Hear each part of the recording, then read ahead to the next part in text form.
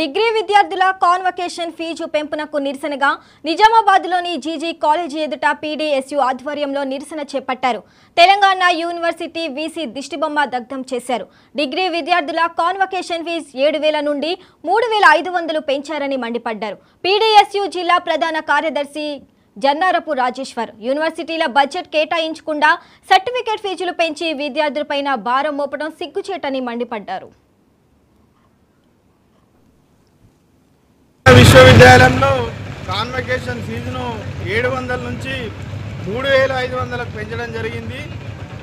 ఈరోజు విద్యా సంస్థలకు కానీ డిగ్రీ కళాశాలలకు యూనివర్సిటీలకు బడ్జెట్ కేటాయించకుండా కేవలము ఫీజుల పేరిట విద్యార్థులపైన మోపడం చాలా దుర్మార్గము. ఇప్పటికైనా రాష్ట్ర ప్రభుత్వం విద్యార్థులపైన అదనపు భారం పడకుండా ఏవైతే పెంచిన ఫీజులను వెంటనే తగ్గించాలి. యూనివర్సిటీలకు అదేవిధంగా డిగ్రీ కళాశాలకు అధిక సంఖ్యలో నిధులు కేటాయించాలని ప్రధానంగా డిమాండ్ చేస్తున్నాం. ఇప్పటికే యూనివర్సిటీలో 3 బ్రాంచ్ల ద్వారా డబ్బులు సమకూరుతున్నాయి. అయినా కానీ ఈరోజు మెయింటెనెన్స్ పేరుతో ఈరోజు విద్యార్థుల నుంచి వసూలు చేయడం చాలా దారుణము.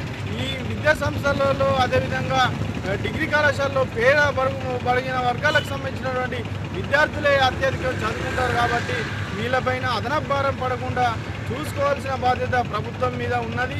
ఏదైతే పెంచిన ఫీజులను వెంటనే తగ్గించాలి. లేనిచో జిల్లా వ్యాప్తంగా పెద్ద ఎత్తున ఉద్యమాలు చేస్తామని ఈ సందర్భంగా యూనివర్సిటీ అధికారులను హెచ్చరిస్తున్నాం. విశ్వవిద్యాలయంలో